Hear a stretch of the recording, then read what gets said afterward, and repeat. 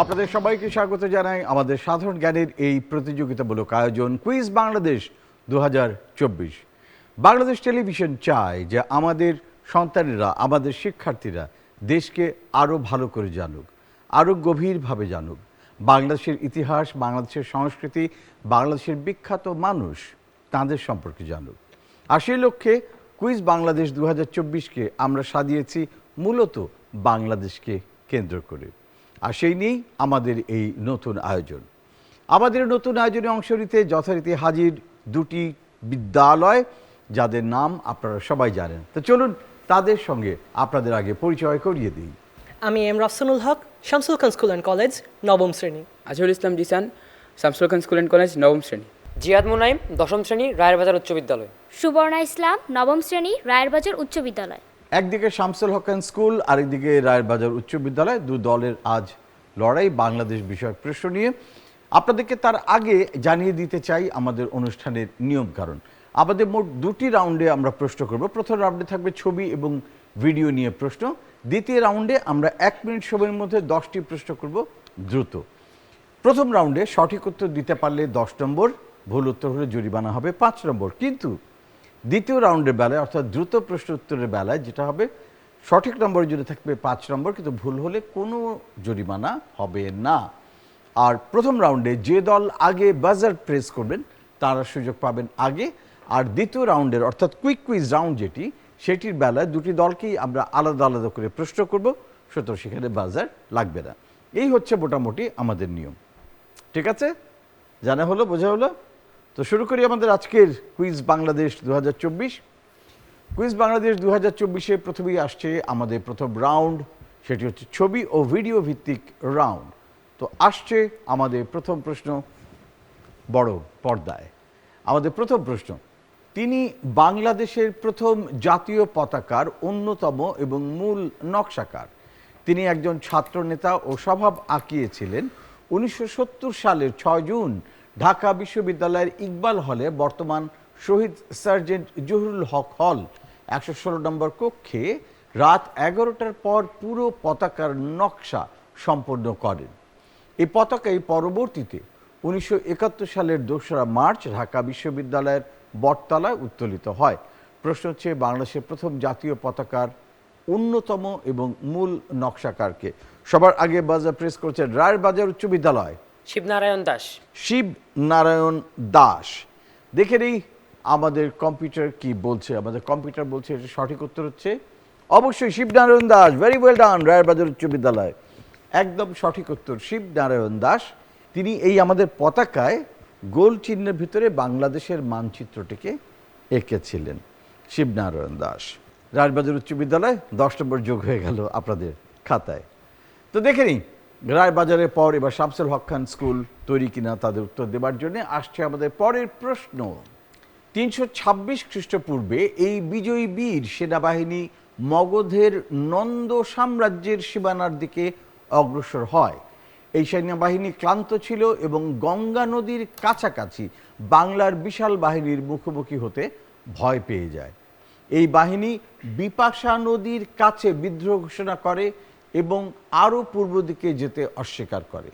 এই বীর তখন তার সহকারী কৈনাস তার সাথে দেখা করেন এবং কৈনাসের সাথে কথা বলার পর তিনি মনস্থ করেন যে না, যুদ্ধ করা যাবে না, তিনি ফিরে যান। প্রশ্ন হচ্ছে, কোন বীরের কথা বলছি যিনি ভারত আক্রমণ করতে এসেও পরে ফিরে যান? সবার আগে বাজার প্রেস করছেন আবারও রায়েরবাজার উচ্চ বিদ্যালয়, Alexander the great. Alexander the great, এই বিশ্বজয়ী বীর, তিনি ফিরে গিয়েছিলেন ভারত আক্রমণ না করে। বলছেন রায়েরবাজার উচ্চ বিদ্যালয়। উত্তর সঠিক হলে পাবেন 10 নম্বর, ভুল হলে জরিমানা 5 নম্বর। রায়েরবাজার উচ্চ বিদ্যালয়, আপনাদের উত্তর ভুল নয়, সঠিক Alexander the great. Very well done, Rayerbazar উচ্চ বিদ্যালয়, আলেকজান্ডার দি গ্রেট। কারণ সে সময়ে ভারতের নদীর পাশে বিশাল সেনাবাহিনী ছিল, তাদের প্রচুর হাতি ছিল, ঘোড়া ছিল, বর্ষা বাহিনী ছিল। তো সব কিছু দেখে এবং জেনে যখন জানলেন যে তাদের সামর্থ্য সম্পর্কে, তখন আলেকজান্ডার বুঝলেন যে এই ক্লান্ত বাহিনী নিয়ে আমরা যদি আক্রমণ করি তাহলে বিশাল সম্ভাবনা আছে হেরে যাব এবং প্রচুর লোক মারা যাবে, সৈন্যরা মারা যাবে। এবং সৈন্যরা আসলে যুদ্ধ করতে করতে ক্লান্ত হয়ে গিয়েছিল, তারা আর যুদ্ধ করতে চাচ্ছিল না। তো ফলে আলেকজান্ডার সিদ্ধান্ত নেন তিনি ফিরে চলে যান। ভেরি ওয়েল ডান, 10 নম্বর চলে গেল রায়ের বাজার উচ্চ বিদ্যালয়ের খাতায়। এবার দেখা যাক পরের 10 নম্বর কোন দলের খাতায় যায়।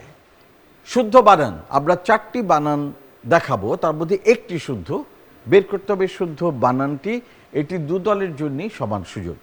ইতিপূর্বে বা ইতপূর্বে যেটাই বলি না কেন, শুদ্ধ বানান কোনটি? অপশন 1, 2, 3, 4। ইতিপূর্বে কিংবা ইতপূর্বে যাই বলি না কেন, এটির শুদ্ধ বানান কোনটি? আচ্ছা, প্রথমে শামসুল হক খান স্কুল। 1. ইতিপূর্বে। ইতিপূর্বে, আপনারা বলছেন ইতিপূর্বে শুদ্ধ বানান। চলে যাই রায়ের বাজার উচ্চ বিদ্যালয়ের কাছে। 1 নম্বর ইতিপূর্বে। আপনারা বলছেন 1, ইতিপূর্বে হচ্ছে সঠিক বানান। দেখে নিই সম্ভাব্য উত্তর যেটি 1 বলছেন দু দলই, সেটি সঠিক উত্তর কিনা। আমাদের কম্পিউটার কি বলছে? কম্পিউটার বলছে এটা সঠিক উত্তর হচ্ছে অপশন নম্বর 4। ইতিপূর্বে আমরা এটা সবসময় লিখি, কিন্তু যারা ব্যাকরণবিদ এবং বাংলা একাডেমি তারা বলছেন যে বানানের যে সূত্র, বানানের যে নিয়ম, সেই অনুসারে ইতিপূর্বে আসলে ভুল, এটা হবে ইতপূর্বে। অর্থাৎ আমরা যদি উচ্চারণ করি ইতপ পূর্বে, এটা হবে উচ্চারণ।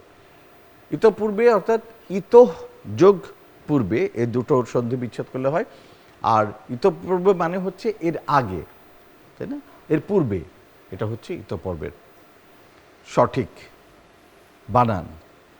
যেহেতু এটা ওপেন রাউন্ড ছিল, সেজন্য কোনো দলেরই নম্বর কাটছি না, সুতরাং ভয় পাবার কোনো কারণ নেই। দেখা যাক পরের প্রশ্নে এসে কি হয়। পরের প্রশ্ন 10 নম্বরের জন্য। তিনি মুঘল সম্রাট শাহজাহান ও আওরঙ্গজেবের অন্যতম সেনাপতি এবং বাংলার সুবেদার ছিলেন। তার শাসন আমলে ঢাকার, আমাদের রাজধানী ঢাকার ব্যাপক উন্নতি হয় এবং বলা হয় এই প্রদেশে মুঘল শাসনের শ্রেষ্ঠ সময় পার করে তখন ঢাকা। এবং এটাও বলা হয় যে সে সময় নাকি অর্থনীতি এত সমৃদ্ধশালী ছিল এবং এত সস্তা ছিল সব কিছুর দাম, যে বলা হয় 1 টাকায় 8 মণ চাল পাওয়া যেত। মানে শায়েস্তা খাঁর আমল মানে হচ্ছে একেবারে সস্তা আমল। এখন সেটা একটা আমাদের প্রচলিত কথাই হয়ে গেছে যে শায়েস্তা খাঁর আমল, সেই আমলে টাকায় 8 মণ চাল পাওয়া যেত, রাইট? কিন্তু এখন তো আর সেটা নেই। কিন্তু প্রশ্ন হচ্ছে যার কথা বলা হচ্ছে তার নাম কি? টাকায় 8 মণ চাল পাওয়া যেত যেই শাসকের আমলে। সবার আগে বাজার প্রেস করেছেন, ইয়েস, ওপাশে রায়ের বাজার উচ্চ বিদ্যালয়। সুবেদার শায়েস্তা খান। সুবেদার শায়েস্তা খান। দেখি এ পাশে আছে শামসুল হক খান স্কুল, তারা কি উত্তর দেন? সুবেদার শায়েস্তা খাঁ। আপনারা বলছেন শায়েস্তা খাঁ। সুবেদার শায়েস্তা খান। দেখে নিই দুদলই বলছেন সুবেদার শায়েস্তা খান, এটি সঠিক উত্তর কিনা। আমাদের কম্পিউটার বলছে absolutely right, Subedar Shaista Khan. Very well done. Rayer Bazar উচ্চ বিদ্যালয় 10 নম্বর আপনাদের দলের খাতা যোগ হয়ে গেল। শামসুল হক খান স্কুল 10 নম্বর এবার আপনাদের। শামসুল হক খান স্কুল, এম রাফসানুল হক। রাফসান, আপনার কাছে জানতে চাই যে আপনি বড় হয়ে কি হতে চান? আমি বড় হয়ে একজন সফটওয়্যার ইঞ্জিনিয়ার হতে চাই। আচ্ছা, কেন সফটওয়্যার ইঞ্জিনিয়ার হতে চান? মূলত শৈশব থেকেই এই কম্পিউটার অথবা টেকনোলজি আমাকে আকৃষ্ট করত এবং আমার সবসময় ইচ্ছা ছিল এই টেকনোলজি নিয়ে কাজ করার জন্য। বাহ। আমি চাই বাংলাদেশকে এই টেকনোলজি দিক দিয়ে এগিয়ে নিয়ে যেতে এবং এর জন্য আমি সফটওয়্যার ইঞ্জিনিয়ার হতে চাই। আপনি এখনো কাজ করছেন, কম্পিউটারের অনেক কাজ করেন, কি করেন? যে আমি কোডিং শিখছি এবং প্রোগ্রামিং শিখছি। আমরা তো জানি কোডিং খুবই কঠিন ব্যাপার, মানে অনেক বুদ্ধি খাটাতে হয়, অনেক অঙ্ক জানতে হয়, বহুত লজিক জানতে হয়, মানে খুব ব্রিলিয়েন্ট না হলে করা যায় না। আসলে বিষয়টা ঠিক এরকম না। যদি সে এর মাঝখানে প্যাশন খুঁজে পায়, প্যাশন খুঁজে পেলে নিঃসন্দেহে তার জন্য এটা সহজ হয়ে যাবে। আচ্ছা। কারণ একাগ্রতা এবং প্যাশন যদি পাশাপাশি থাকে তাহলে যে কোনো কিছুই অর্জন করা সম্ভব। আরে বাহ। তো এই যে পাইথন শেখার উপায় কি, মানে সহজে আমি কোথায় শিখতে পারি, কিভাবে শিখতে পারি? মূলত বাংলাদেশের প্রেক্ষাপটে যেহেতু আমরা ইনস্ট্রাক্টর বা টিউটর পাচ্ছি না, এই কারণে আমরা বিভিন্ন অনলাইন কোর্সেস অথবা অনেক ক্ষেত্রে দেখা যায় এই বিগিনার পর্যায়ের পাইথন প্রোগ্রামিংগুলো আমরা ইউটিউব থেকেও শিখতে পারি। আচ্ছা। ইউটিউব থেকে ফ্রি সোর্সে অনেক ধরনের ক্লাসেস রয়েছে, এখান আচ্ছা। থেকে শুরু করা যায়। আশা করি আমরা একজন ভবিষ্যতে বাংলাদেশের খুব দক্ষ সফটওয়্যার ইঞ্জিনিয়ার পাবো। অলরাইট, এবারে আজহারুল, আপনার কি ইচ্ছে, কি হতে চান বড় হয়ে? ডাক্তার হতে চাই। ডাক্তার হতে চাই। ডাক্তার হতে চান। আপনার ফ্যামিলিতে ডাক্তার আছেন? না না কেউ নেই। তাহলে ডাক্তার কি বাবা মা বলেছে তোকে ডাক্তার হতে হবে? না, আমার ছোটবেলা থেকেই ইচ্ছে যে ডাক্তার হতে। মানে ডাক্তার তো ঢুকে ভয় পায়, কারণ ডাক্তারে গেলে ইঞ্জেকশন দিয়ে দেয়, সুতরাং ছোটবেলা থেকে আমরা কেউ ডাক্তার পছন্দ করতাম না। না, ছোটবেলা থেকে আমার পছন্দ ডাক্তার। কি কারণে পছন্দ এটা আমাকে একটু বলেন। ছোটবেলায় যেতাম, ডাক্তাররা দেখতাম ওনাদেরকে অনেক রেসপেক্ট করে, তো ওনারা অনেক সেবা দিয়ে থাকে আমাদের দেশকে। আচ্ছা, ওনাদেরকে সবাই সম্মান করে না, খুব সম্মান করে কথা বলে, খুব রেসপেক্ট দিয়ে কথা বলে, বিপদে পড়লে তার কাছে ছুটে যায়। তো আপনার কাছে মনে হচ্ছে যে জীবনে যদি সম্মানিত হতে হয় তাহলে ডাক্তার হও, সেজন্য আপনার ইচ্ছে। Very good. Okay, Shamsul Haque school, আমরা আপনাদের কাছে আবারও ফিরবো পরে, তবে তার আগে এখন প্রশ্নের কাছে ফিরে যাই, আমাদের স্ক্রিনে ফিরে যাই, দেখি কি আসছে আমাদের স্ক্রিনের পরবর্তীতে। আমাদের পরবর্তী প্রশ্ন, খেলা। খেলাটা বলা চলে ক্রিকেট খেলার দেশীয় সংস্করণ। দু দলে বিভক্ত হয়ে এটা খেলতে হয়, একটা 2 ফুট লম্বা লাঠি আর একটা 3-4 ইঞ্চির লাঠি দিয়ে এই খেলাটা হয়। একটি দলের খেলোয়াড় বড় লাঠি দিয়ে ছোট লাঠিটাকে বাড়ি দিয়ে উপরে তুলে দূরে পাঠাবার চেষ্টা করে।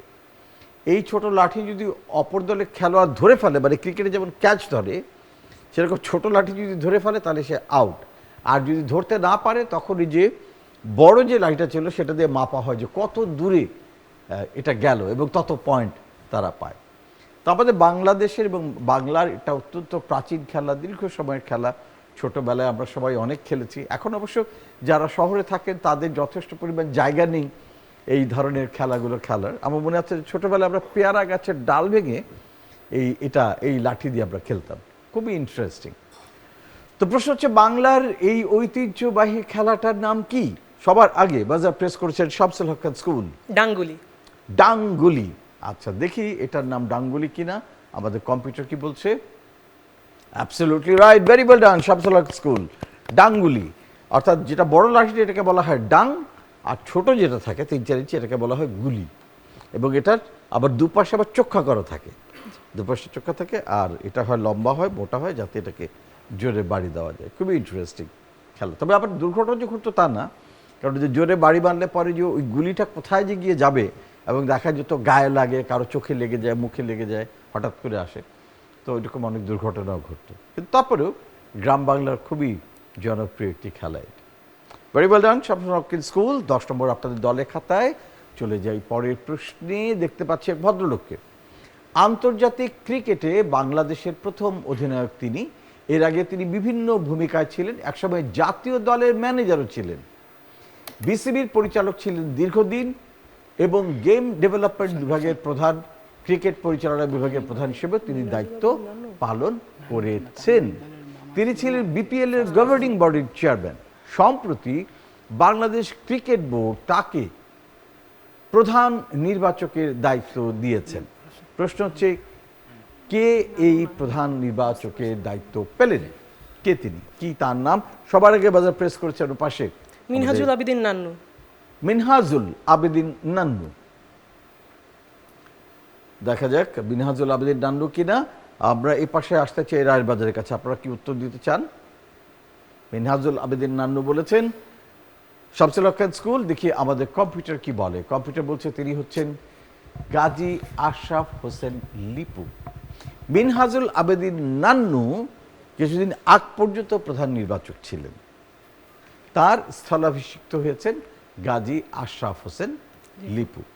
তিনি বাংলাদেশের প্রথম আন্তর্জাতিক ম্যাচের অধিনায়ক ছিলেন এবং 86 সালে সেই এশিয়া কাপ থেকে শুরু করে 1990 সাল পর্যন্ত 7টি ওয়ানডে খেলেছেন সাবেক এই অলরাউন্ডার, এবং এই 7টি ম্যাচেই তিনি অধিনায়ক ছিলেন। দুঃখিত শামসুল হক স্কুল, যেহেতু উত্তর ভুল, সুতরাং খেলার নিয়ম অনুযায়ী আপনাদের 5 নম্বর জরিমানা হয়ে গেল। চলে যাই পরের প্রশ্নে। ক্রিকেট বোর্ড থেকে দেখা যাক বাবাদের বোর্ড কোথায় যায়। আচ্ছা, এবারও ক্রিকেট খেলা। দ্বাদশ জাতীয় সংসদ নির্বাচনে প্রথমবারের মতন অংশ নিয়ে বিশাল ব্যবধানে জয়লাভ করেছেন বাংলাদেশ ক্রিকেট দলের সাবেক অধিনায়ক সাকিব আল হাসান। সাকিব একাই পেয়েছেন 1,85,388 ভোট এবং তার যাইতে সবচেয়ে কাছে যে ছিলেন, সবচেয়ে কাছে তিনি পেয়েছেন 5,994 ভোট। সুতরাং বোঝাই যাচ্ছে যে কি বিশাল ব্যবধান, কি বিশাল জনপ্রিয় সাকিব আল হাসান। তো প্রশ্ন হচ্ছে যে এই যে দ্বাদশ জাতীয় সংসদে তিনি নির্বাচিত হলেন, এমপি হলেন, তো তিনি কোন আসন থেকে প্রতিদ্বন্দ্বিতা করেছিলেন? সবার আগে বাজার প্রেস করছেন আবারও শামসুল হক খান স্কুল, মাগুরা 2। মাগুরা 2 আসন থেকে। দেখতে পাচ্ছি রায়েরবাজার স্কুলও বাজার প্রেস করেছেন। মাগুরা 2। আপনারা বলছেন মাগুরা 2, দুই দলই বলছেন মাগুরা 2। দেখি সাকিব আল হাসান কি মাগুরা 2 আসন থেকে এই সংসদ নির্বাচন করেছিলেন কিনা, প্রতিদ্বন্দ্বিতা করেছিলেন কিনা। না, মাগুরা 2 নয়, মাগুরা 1। মাগুরা 1 আসন থেকে 2018 সালের একাদশ জাতীয় সংসদ নির্বাচনেও তিনি অংশ নিতে চেয়েছিলেন, কিন্তু তখন প্রধানমন্ত্রী বলেছেন না, তোমার কাছ থেকে এখনো দেশের আরও অনেক কিছু পাওয়ার হচ্ছে খেলার, তুমি খেলতে থাকো, পরের বার দেখা যায়। তো এবারে তিনি পেয়েছেন মাগুরা 1 আসন থেকে তিনি এই নির্বাচন করেছেন। দুদলে দিয়েছেন ভুল উত্তর, দুদলেরই জরিমানা হয়ে গেল 5 নম্বর করে। তো চলে যাই আমরা আমাদের পরবর্তী প্রশ্নে, দেখি কি অপেক্ষা করছে আমাদের জন্য। আমাদের পরের প্রশ্ন আসছে, এটি বাংলাদেশের রাজধানী ঢাকায় অবস্থিত একটি হিন্দু মন্দির। এই মন্দিরটিকে বাংলাদেশের জাতীয় মন্দিরও বলা হয় এবং এই মন্দিরটি ভারতীয় উপমহাদেশের বিখ্যাত শক্তি পীঠগুলোর একটি। এখানে সতীর মুকুটের মণি পড়েছিল বলা হয় এবং এটি বাংলাদেশের অন্যতম বৃহত্তম মন্দির, যেখানে পূজা পার্বণে সবচেয়ে বড় অনুষ্ঠানগুলো এই মন্দিরটাতে হয়। প্রশ্ন হচ্ছে মন্দিরটার নাম কি? সবার আগে বাজার প্রেস করেছেন রায়েরবাজার উচ্চ বিদ্যালয়। ঢাকেশ্বরী মন্দির। ঢাকেশ্বরী মন্দির। গেছেন কখনো ঢাকেশ্বরী মন্দিরে? না, সেখানে যাওয়া হয়নি, না। পূজা দেখতে যাননি? আমি তো মুসলমান। হ্যাঁ, কিন্তু আমরা তো দেখতে যাই, তাই না, বিভিন্ন ধর্মের। না, কখনো যাওয়া হয়নি। কখনো যাওয়া হয়নি। আচ্ছা, দেখি এটি ঢাকেশ্বরী মন্দির কিনা।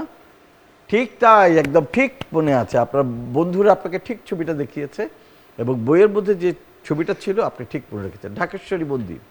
Very well done. রায়েরবাজার উচ্চ বিদ্যালয় 10 নম্বর আপনাদের দলের খাতায়।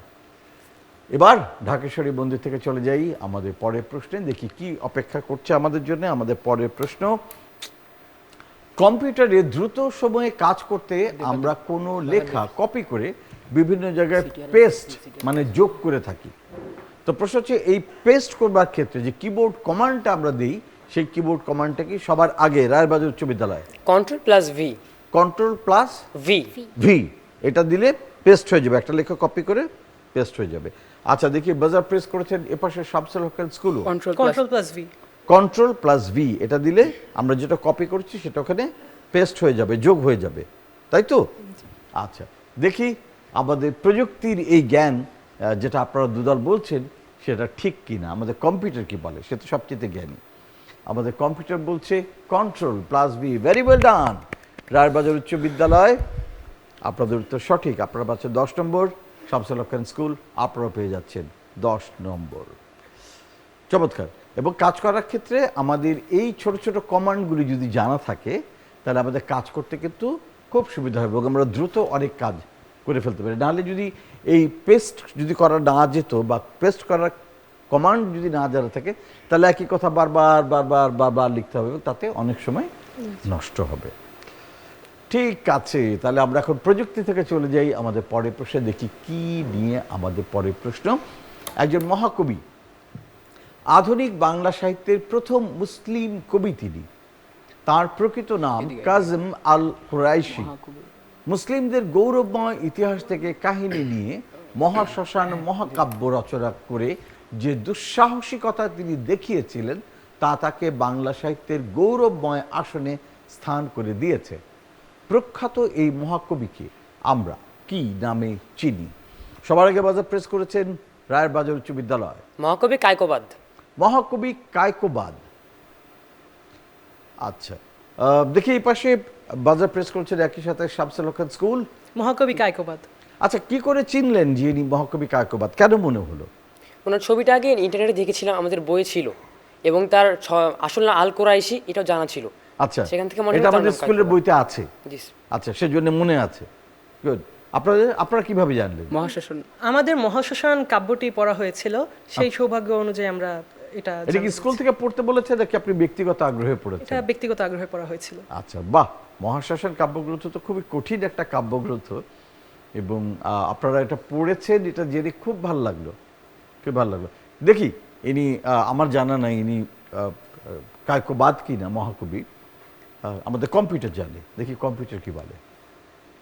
ঠিক তাই, মহাকবি Kaikobad, very well done. Bangla কাব্য সাহিত্যের জন্য 1925 সালে নিখিল ভারত সাহিত্য সংঘ তাকে কাব্যভূষণ, বিদ্যাভূষণ এবং সাহিত্য রত্ন উপাধিতে ভূষিত করেন মহাকবি কায়কোবাদ এবং তার মহাকাব্য মহা শ্মশান। ভেরি ওয়েল ডান। 10 নম্বর আপনাদের জন্য রায়েরবাজার উচ্চ বিদ্যালয়, 10 নম্বর আমাদের শামসুল হক খান স্কুলের জন্য। Very well played. চলে যাই আমাদের মহাকবির কাছ থেকে, দেখি এবার কোন কবি আসেন। না, কবি না, একটা প্রতিষ্ঠান, ঢাকার অদূরে সাভারের জিরানিতে এই প্রতিষ্ঠানটি অবস্থিত। 30 জন ফুটবল ও 60 জন হকি খেলোয়াড় নিয়ে 14 এপ্রিল 1986 সালে এই প্রতিষ্ঠান যাত্রা শুরু করে। এর মূল শিক্ষা কার্যক্রম পরিচালিত হয় উচ্চ মাধ্যমিক পর্যন্ত, তবে স্নাতক পাস ও বিভিন্ন বিষয়ে ডিপ্লোমা ডিগ্রিতেও কিছু শিক্ষার্থীকে ভর্তি করানো হয়। বাংলাদেশের একমাত্র ক্রীড়া শিক্ষা কেন্দ্র, এটাকে আমরা কি নামে চিনি? আমাদের ক্রিকেটের অনেক খেলোয়াড়কে আমরা এই প্রতিষ্ঠান থেকে পেয়েছি। সবার আগে বাজার প্রেস করছেন রায়েরবাজার উচ্চ বিদ্যালয়, বিকেএসপি। বিকেএসপি, এটাকে পুরো ইয়েটা কি বিকেএসপির পুরো পূর্ণাঙ্গ রূপটা কি, জানা নেই। এলাবোরেশন কি জানা নেই। আচ্ছা, দেখি এ পাশে আছেন শামসুল হক খান স্কুল। বিকেএসপি বাংলাদেশ ক্রীড়া প্রশিক্ষণ, BK বাংলাদেশ ক্রীড়া শিক্ষা প্রশিক্ষণ ইনস্টিটিউট। আচ্ছা, বাংলাদেশ ক্রীড়া শিক্ষা প্রতিষ্ঠান ইনস্টিটিউট। আচ্ছা, ঠিক আছে, দেখি আপনাদের দুদলই বলেছেন বিকেএসপি, এবং বিকেএসপিটা সঠিক উত্তর কি না? একেবারে সঠিক উত্তর, বাংলাদেশ ক্রীড়া শিক্ষা প্রতিষ্ঠান, বিকেএসপি সংক্ষেপে। এবং দুদলই সঠিক উত্তর দিয়েছেন, ব্রিলিয়ান্ট। 10 নম্বর রায়েরবাজার হাই স্কুল, 10 নম্বর শামসুল হক খান স্কুল। তো চলে যাই আমাদের পরের প্রশ্নে, দেখি কি অপেক্ষা করছে আমাদের জন্য। আমাদের পরের প্রশ্ন, আচ্ছা, তিনি চাঁপাইনবাবগঞ্জের ভোলাহাট উপজেলার মুসরিভুজা বটতলা গ্রামের বাসিন্দা। ফেরি করে তিনি দই বিক্রি করেন।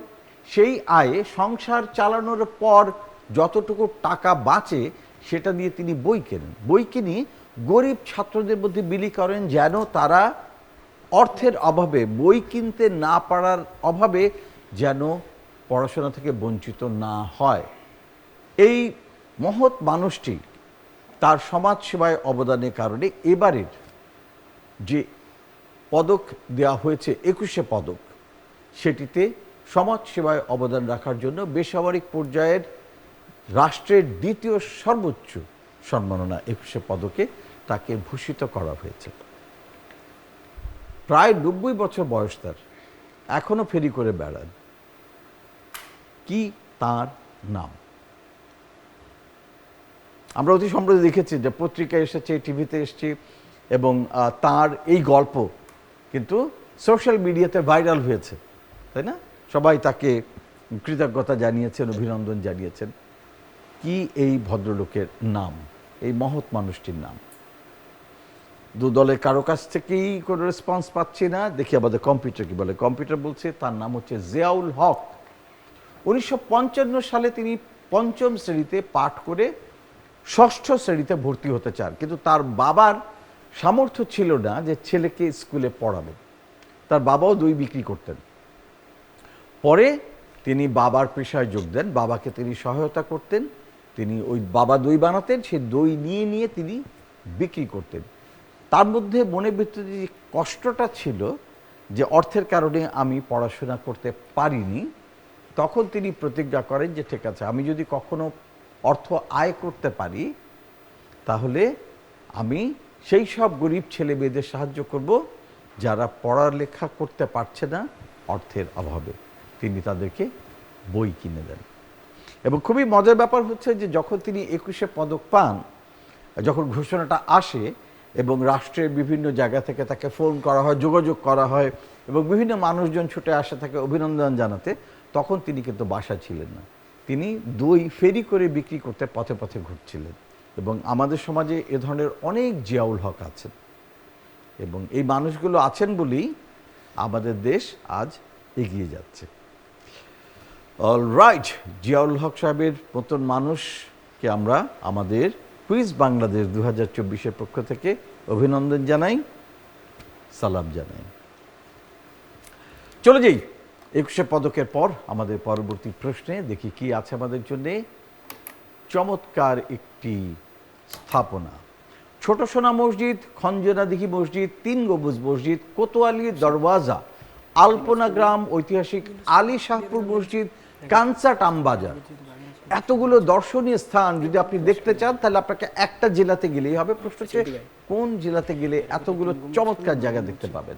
সবার আগে বাজার প্রেস করছেন শামসুল হক খান স্কুল, দিনাজপুর। দিনাজপুর। আচ্ছা, দিনাজপুর বলেছেন। দেখি এ পাশে রয়েছেন রায়েরবাজার উচ্চ বিদ্যালয়, চাঁপাইনবাবগঞ্জ। চাপাই নবাবগঞ্জ বলেছেন রায়েরবাজার উচ্চ বিদ্যালয়। দেখি সঠিক উত্তর কোনটি? অ্যাবসলিউটলি রাইট, রায়েরবাজার উচ্চ বিদ্যালয়ে চাপাই নবাবগঞ্জ। চাপাই নবাবগঞ্জে গেলে আপনি এতগুলো দর্শনীয় স্থান দেখতে পাবেন। 10 নম্বর রায়েরবাজার উচ্চ বিদ্যালয়ের খাতায় যোগ হয়ে গেল। দুঃখিত শামসুল হক খান স্কুল, 5 নম্বর জরিমানা হয়ে গেল আপনাদের। রায়েরবাজার উচ্চ বিদ্যালয়, অভিনন্দন আপনাদের সঠিক উত্তর দেওয়ার জন্যে। এবার চলে যাই পরের প্রশ্নে, দেখি কি আছে আমাদের জন্য পরের প্রশ্ন। এই গাছের কাণ্ড লম্বা, পাতা পুরু, গাঢ় সবুজ, দুধের মতো সাদা, ঘন আঠালো তরল নিঃসরণ সংগ্রহ করা হয় এই গাছ থেকে। গাছের কাণ্ডের ছালে কোনাকুনি ভাবে কাটা কয়েক মিলিমিটার গভীর গর্ত থেকে কষ আহরণ করা হয়। সাধারণত 2 বছর বয়সে গাছ থেকে প্রথম কষ সংগ্রহ করা শুরু হয়। প্রশ্ন হচ্ছে কোন গাছ থেকে এই কষ সংগ্রহ করা হচ্ছে? ছবিতে দেখতে পাচ্ছি আমরা। সবার আগে বাজার প্রেস করছেন রায়েরবাজার উচ্চ বিদ্যালয়। রাবার গাছ। রাবার গাছ। আচ্ছা, রাবার গাছ দেখতে এরকম এইভাবে রাবার গাছের কষ পড়ে। দেখি এটি রাবার গাছ কিনা। রায়েরবাজার বলেছে এবং আমাদের কম্পিউটার বলছে সঠিক উত্তর আসলে রাবার গাছ। ভেরি ওয়েল ডান। কি করে বুঝলেন এটা রাবার গাছ? আমি আগে ছবি দেখেছিলাম এটা। ও তাই? আচ্ছা, ছবি দেখে চিনে ফেলেছেন। এটি হচ্ছে ইউফোরবিয়াচে পরিবারের অন্তর্ভুক্ত হিভিয়া ব্রাসিলিয়েনেস বৈজ্ঞানিক নামধারী বৃক্ষ এবং দক্ষিণ আমেরিকায় লম্বা গড়ের এই বৃক্ষের দুধকষ থেকে প্রাকৃতিক রাবার তৈরি করা হয় এবং 60-এর দশকে বাংলাদেশে পরীক্ষামূলকভাবে এটার আনা হয়, রাবার গাছের চাষ করা হয় এবং দেখা যায় যে এই রাবার গাছ বাংলাদেশে বেশ ভালো হচ্ছে। তখন একেবারে বিভিন্ন এলাকায় রাবার গাছ লাগানো হয়। মালয়েশিয়া, ইন্দোনেশিয়া, শ্রীলঙ্কা সহ দক্ষিণ পূর্ব এশিয়ার বিভিন্ন দেশে রাবারের চাষ করা হয় এবং যেটা বলছিলাম যে চট্টগ্রামে 60-এর দশকের গোড়ার দিকে এটার এই রাবার গাছ লাগানো হয় এবং এখন বিভিন্ন অঞ্চলে রাবার গাছ চাষ করা হচ্ছে। Very well done. রায়েরবাজার উচ্চ বিদ্যালয় চমৎকার খেলছেন, অনেক নম্বর যোগ করে নিয়েছেন আপনাদের খাতায়। রায়েরবাজার উচ্চ বিদ্যালয়, এবার আপনাদের সাথে একটা গল্প করি। জয়াদ মুনাইম, আপনার কাছে জানতে চাই বড় হয়ে আপনার কি হবার ইচ্ছা? একজন ডাক্তার। ডাক্তার হতে চান? কেন হতে চান ডাক্তার? প্রথমত আমার পরিবারে কোনো ডাক্তার নেই, আচ্ছা। সুতরাং আমার বাবা মায়ের ইচ্ছে যে আমি আমার বংশের প্রথম ডাক্তার হই। ও তার বাবা মা বলছে যে নাকি আমাদের কোনো পরিবারে ডাক্তার নেই, তুমি ডাক্তার হও, তাহলে আমাদের পরিবারে সবাই তুমি চিকিৎসা করতে পারবে। জি। আচ্ছা, আর কিন্তু আপনার মনের ভেতরে কি ইচ্ছে? এটা তো পরিবারের ইচ্ছা, বাবার ইচ্ছা। আমার ছোটবেলা থেকে স্বপ্ন আমি ডাক্তার হব। তাই? আচ্ছা, ভেরি গুড। তো ডাক্তার হয়ে কি হবে? পরিবারের চিকিৎসা তো হবে বুঝলাম, এর বাইরে? এর বাইরে আমি অসুস্থ যারা এবং যাদের আর্থিকভাবে যারা স্বাবলম্বী নন তাদের আমি কম মূল্যে বা বিনামূল্যে চিকিৎসার চেষ্টা করব এবং আমার সর্বোচ্চ চেষ্টা করবো যারা সবার চিকিৎসা যাতে সুস্পষ্ট হয়। বাহ, খুব ভালো। আমাদের দেশে এখনও অনেক মানুষ আছেন যারা আর্থিকভাবে অতটা সচ্ছল নন যে বিশেষজ্ঞ ডাক্তারের কাছে গিয়ে তারা চিকিৎসা নেবেন। সুতরাং সেক্ষেত্রে যদি আমাদের বিশেষজ্ঞ চিকিৎসকের একজন আপনি হতে পারেন এবং যদি তাদের কাছে গিয়ে তাদেরকে স্বল্প মূল্যে বিনামূল্যে যদি চিকিৎসা সেবা দেন তাহলে সেটা একটা অনেক বড় কাজ হবে, মহান একটি কাজ হবে। ভেরি গুড, ভেরি ওয়েল ডান। এবারে ওপাশে সুবর্ণা ইসলাম, আপনার কি ইচ্ছা? আমি ব্যক্তিগত দিক থেকে একজন ভালো মানুষ হতে চাই আর বাহ। পেশাগত দিক থেকে ডাক্তার হতে চাই। আচ্ছা, আপনিও ডাক্তার হতে চান? জি হ্যাঁ। আপনার কেউ বাবা বলেছে নাকি? না, আমার স্বপ্নই হচ্ছে আমার মায়ের স্বপ্ন। আচ্ছা। আমি যেটা স্বপ্ন দেখব ভবিষ্যতে হওয়ার জন্য সেটাই আমার মায়ের স্বপ্ন। আচ্ছা, মা আলাদা করে কিছু বলেননি? না। আরে বাহ, আমাদের সময় তো উল্টা হতো, মা বা বাবা বলতো তোমাকে এটা হতে হবে, আমরা সেটা হতাম। না। এখন হচ্ছে বাচ্চা যেটা বলছে মা চায় হ্যাঁ এটাই হও। হ্যাঁ। Very good. তো ডাক্তার হবার জন্য আপনি তো নিশ্চয়ই এখন থেকে ভাবনা চিন্তা করছেন, কিন্তু ডাক্তার হয়ে কি করবেন, মানে কেন ডাক্তার হতে চান? আমি মনে করি যে ডাক্তার হলে আমি সবচেয়ে কাছে যেতে পারবো মানুষের, দরিদ্র মানুষের কাছে যেতে পারবো, তাদের কি সমস্যা সে সম্পর্কে আমি জানতে পারবো। মূলত এই কারণেই আমি ডাক্তার হতে চাই। বাহ, আপনার চিন্তা ভাবনা খুবই ভালো এবং ভবিষ্যতে আমরা একজন চমৎকার মানুষ হিসেবে সুবর্ণাকে পাবো এবং একজন ভালো মানুষ ডাক্তার হিসেবে সুবর্ণাকে পাবো, সেই প্রার্থনা রইল আপনার জন্য। এবার দেখি রাবার গাছের পরে কোন গাছ আছে, না গাছ না, এবার গান। আমরা একটা বিখ্যাত দেশের গানের মাঝের অংশ শুনবো, বলতে হবে গানের প্রথম লাইনগুলো কি, ঠিক আছে? গানটা শুনি তাহলে। যারা জীর্ণ জাতির বুকে জাগালো আশা, মৌন মলিন মুখে জাগালো ভাষা। আজি রক্ত কমলে গাথা, আজি রক্ত কমলে গাথা মাল্যখানি, বিজয় লক্ষ্মী দেবে তাদেরই গলে।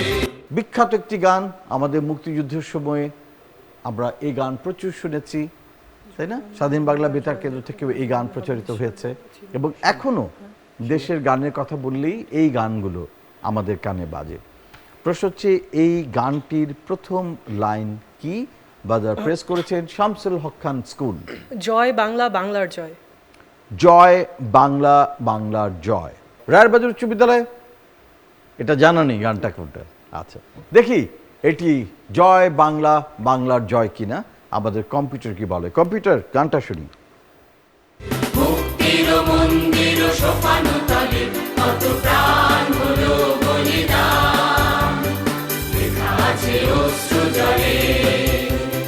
মুক্তির মন্দির সোপানো তলে কত প্রাণ হলো বলিদান, লেখা আছে অশ্রু জলে। মুক্তির মন্দির সোপানো তলে, এটি লিখেছিলেন মোহিনী চৌধুরী এবং সুর করেছিলেন কৃষ্ণচন্দ্র দে। দুঃখিত, ভুল করেছেন শামসুল হক খান স্কুল, আবারও জরিমানা হয়ে গেল 5 নম্বর। তো এই দেশের গানের মধ্যে দিয়ে শেষ হয়ে গেল আমাদের প্রথম রাউন্ড, অর্থাৎ ছবি এবং ভিডিও রাউন্ড। চলে এসছি আমরা আমাদের দ্বিতীয় রাউন্ডে। দ্বিতীয় রাউন্ড মানে হচ্ছে 1 মিনিট সময়ের মধ্যে 10টি প্রশ্ন, দ্রুত প্রশ্ন, দ্রুত উত্তর, কুইক কুইজ। কুইক কুইজে 10টি প্রশ্ন থাকবে, প্রতিটি প্রশ্নের উত্তরের জন্য থাকবে 5 নম্বর। ভুল হলে কোনো জরিমানা হবে না। সুযোগ প্রথমে চলে আসবে আমাদের রায়ের বাজার উচ্চ বিদ্যালয়ের জন্য। রায়ের বাজার উচ্চ বিদ্যালয় তৈরি আপনারা? জি। আপনাদের 1 মিনিট সময় শুরু হচ্ছে এখন। এভারেস্টের চূড়ায় আরোহণকারী প্রথম বাংলাদেশি নারী কে? নিশাত মজুমদার। নিশাত মজুমদার। নাৎজি পার্টির নেতা কে ছিলেন? Adolf Hitler. Adolf Hitler. GPS এর পূর্ণ রূপ কি? 22শে শ্রাবণ কোন বিখ্যাত সাহিত্যিকের মৃত্যু দিবস? রবীন্দ্রনাথ ঠাকুর। রবীন্দ্রনাথ ঠাকুর। হিরন পয়েন্ট এবং টাইগার পয়েন্টের অবস্থান বাংলাদেশের কোথায়? সুন্দরবন। সুন্দরবন। বাংলা একাডেমির পুরনো নাম কি ছিল? Bardhaman house. Bardhaman house. GSM এর পূর্ণ রূপ কি? শান্তিতে অবদানের জন্য বঙ্গবন্ধু শেখ মুজিবুর রহমান কোন পদক পেয়েছিলেন? জুলিও কুরি। জুলিও কুরি। 12 আউলিয়ার দেশ বলা হয় কোন জেলাকে? সিলেট। সিলেট। পৃথিবীর ক্ষুদ্রতম মহাদেশ কোনটি? ওশেনিয়া বা অস্ট্রেলিয়া। অস্ট্রেলিয়া বা অস্ট্রেলিয়া। আচ্ছা, আবার আমরা চলে আসি 22শে শ্রাবণ কোন বিষয় থেকে বলেছেন? বাংলা একাডেমি পুরো নাম বলেছে। জিএসএম এর পূর্ণ রূপ কি? জিএসএম এর পূর্ণ রূপ কি? 12 আউলিয়ার দেশ বলা হয় কোন জেলাকে? চট্টগ্রাম। চট্টগ্রাম। জিএসএম এর পূর্ণ রূপ কি? আরেকটি প্রশ্ন উত্তর বাকি দেখতে পাচ্ছি। জিএসএম এর পূর্ণ রূপ। আপনাদের 1 মিনিট সময় শেষ হয়ে গেল। চলুন দেখে নিই আমাদের এটার সঠিক উত্তরগুলো। সঠিক উত্তর আপনারা দিয়েছেন। এভারেস্টের চূড়ায় প্রথম আরোহণকারী বাংলাদেশি নারী নিশাত মজুমদার। নাৎজি পার্টির নেতা অ্যাডলফ হিটলার। জিপিএস এর পূর্ণ রূপ হচ্ছে global positioning system. Global positioning system. আমাদের প্রত্যেকের মোবাইলে এখন জিপিএস আছে, তাই না? আমরা কোথায় আছি, কোন অবস্থানে আছি, এটা দেখা যায়, জানানো যায়। এবং আমরা গুগল ম্যাপ এখন নিয়মিত ব্যবহার করি লোকেশন দেওয়ার জন্য। 22শে শ্রাবণ কোন বিখ্যাত বিশ্ব সাহিত্যিকের মৃত্যু দিবস? উত্তর সঠিক বলেছেন রবীন্দ্রনাথ ঠাকুর। হিরন পয়েন্ট, টাইগার পয়েন্ট সুন্দরবনে। বাংলা একাডেমির পুরনো নাম বর্ধমান হাউস, একদম ঠিক। GSM global system for mobile communication. আমরা আমাদের মোবাইল ফোনে দেখি না যে জিএসএম সিস্টেম আমরা কথা বলি, তাই না? সিডিএমএ আগে আরেকটি প্রতিষ্ঠান ছিল, তারা সিডিএমএ সেই নিয়মে তারা কথা বলতো, বা তাদের যে পদ্ধতি ছিল মোবাইল সেটা ছিল সিডিএমএ। কিন্তু বিশ্বজুড়ে জনপ্রিয় হচ্ছে জিএসএম সিস্টেমের mobile, global system for mobile communication. শান্তিতে অবদানের জন্য বঙ্গবন্ধু শেখ মুজিবুর রহমান কোন পদক পেয়েছিলেন? সঠিক উত্তর দিয়েছেন জুলিও কুরি পদক। 12 আউলিয়ার দেশ বলা হয় চট্টগ্রামকে সঠিক উত্তর, এবং ক্ষুদ্রতম মহাদেশ অস্ট্রেলিয়া সঠিক উত্তর। জাস্ট জিপিএস এবং জিএসএফ দুটোর প্রশ্ন উত্তর পাইনি, 8টি পেয়েছি। অতএব রায়েরবাজার উচ্চ বিদ্যালয়ে 50 নম্বরের মধ্যে আপনারা পেয়ে গেলেন 40 নম্বর। ভেরি ওয়েল ডান। এবারে শেষ 1 মিনিট শামসুল হক খান স্কুলের জন্য। তৈরি শামসুল হক খান স্কুল? জি আমরা তৈরি। আপনাদের 1 মিনিট সময় শুরু হচ্ছে এখন। এসএসএফ এর পূর্ণ রূপ কি? পাস। বিশ্বের বৃহত্তম মরুভূমি সাহারা কোনটি? মরুভূমি। সাহারা। কুমিল্লার পুরো নাম কি ছিল? পাস। 1930 সালে কোন দেশ প্রথম ফিফা বিশ্বকাপ জিতেছিল? উরুগুয়ে। উরুগুয়ে। পৃথিবীর সবচেয়ে উষ্ণ মহাদেশ কোনটি? আফ্রিকা। আফ্রিকা। টেকনোলজির যে শাখায় রোবটের নকশা, গঠন ও কাজ সম্পর্কে Robotics। আলোচনা করা হয় সেটাকে বলা হয় রোবোটিক্স। বাংলায় পয়লা বৈশাখে নববর্ষ চালু করেন কোন সম্রাট? Pass. Green city, silk city বলা হয় বাংলাদেশের কোন শহরকে? নারায়ণগঞ্জ। নারায়ণগঞ্জ। 360 আউলিয়ার দেশ বলা হয় কোন জেলাকে? সিলেট। সিলেট। ঢাকা বিশ্ববিদ্যালয়ের প্রতিষ্ঠায় কোন মুসলমান নেতার অবদান উল্লেখযোগ্য? নবাব সলিমুল্লাহ। নবাব সলিমুল্লাহ। এসএসএফ এর পূর্ণ রূপ কি? পাস। পাস করেছে। কুমিল্লার পুরনো নাম কি ছিল? বাংলায় পয়লা বৈশাখ নববর্ষ চালু করেন কোন সম্রাট সম্রাট? আকবর। আকবর। সম্রাট আকবর। গ্রিন সিটি, সিল্ক সিটি বলা হয় বাংলাদেশের কোন শহরকে? নারায়ণগঞ্জ। নারায়ণগঞ্জ। 360 আউলিয়ার দেশ? সিলেট। সিলেট। ঢাকা বিশ্ববিদ্যালয়ের প্রতিষ্ঠায় কোন মুসলিম নেতার অবদান? সলিমুল্লাহ। নবাব সলিমুল্লাহ। এসএসএফ এর পূর্ণরূপ কি? এই সাথে সাথে শেষ হয়ে গেল 1 মিনিট সময়। দেখে নিই আমরা কটি প্রশ্নের সঠিক উত্তর পেলাম। আমাদের উত্তর হচ্ছে এসএসএফ স্পেশাল সিকিউরিটি ফোর্স। প্রধানমন্ত্রী এবং ভিভিআইপি যারা থাকেন তাদের নিরাপত্তা দিয়ে থাকে এসএসএফ স্পেশাল সিকিউরিটি ফোর্স। বিশ্বের বৃহত্তম মরুভূমি সঠিক উত্তর দিয়েছেন সাহারা। কুমিল্লার পুরনো নাম ছিল ত্রিপুরা। 1930 সালে প্রথম বিশ্বকাপে জিতে গিয়েছিল উরুগুয়ে। পৃথিবীর সবচেয়ে উষ্ণতম মহাদেশ আফ্রিকা। টেকনোলজি যেটা রোবট নিয়ে কাজ করে সেটা বলা হয় রোবোটিক্স। নববর্ষ প্রচলন করেন সম্রাট আকবর। গ্রিন সিটি, সিল্ক সিটি হচ্ছে রাজশাহী। রেশম, রেশম শিল্পের দেশ। 360 আলিয়ার দেশ হচ্ছে সিলেট। সঠিক উত্তর। ঢাকা বিশ্ববিদ্যালয় প্রতিষ্ঠায় যার অবদান উল্লেখযোগ্য নবাব সলিমুল্লাহ। দেখা যাচ্ছে আপনাদের কাছে 1টি, 2টি, 3টি প্রশ্নের সঠিক উত্তর পাইনি, কিন্তু বাকি 7টি পেয়েছি। অতএব শামসুল হক খান স্কুল আপনারা পেয়ে যাচ্ছেন 35 নম্বর। অভিনন্দন। ভেরি ওয়েল ডান। এবং আমাদের এই কুইক কুইজ রাউন্ডের সাথে সাথেই শেষ হয়ে গেল আজকের প্রশ্ন উত্তরের পালা। এবার যেটি পালা সেটি হচ্ছে স্কোর দেখবার। দেখি কোন দল কত স্কোর পেলেন। স্কোর বলছে শামসুল হক খান স্কুলের নবম শ্রেণীর এম রফসানুল হক এবং নবম শ্রেণীর আজহারুল ইসলাম জিসান, তারা দুজনে মিলে অর্জন করছে সর্বমোট 65 নম্বর। অভিনন্দন শামসুল হক খান স্কুল অ্যান্ড কলেজ। ওপাশে রায়েরবাজার উচ্চ বিদ্যালয়ের জিয়াদ মুনাইম 10ম শ্রেণীর এবং সুবর্ণ ইসলাম 9ম শ্রেণীর, তাদের দুজনের দল অর্জন করেছেন সর্বমোট 125 নম্বর। অভিনন্দন রায়েরবাজার উচ্চ বিদ্যালয়, চমৎকার খেলেছেন। দু দলকে অভিনন্দন আমাদের সাথে যোগ দেওয়ার জন্যে। ধন্যবাদ আপনাদেরকে যারা রইলেন এতক্ষণ আমাদের সাথে।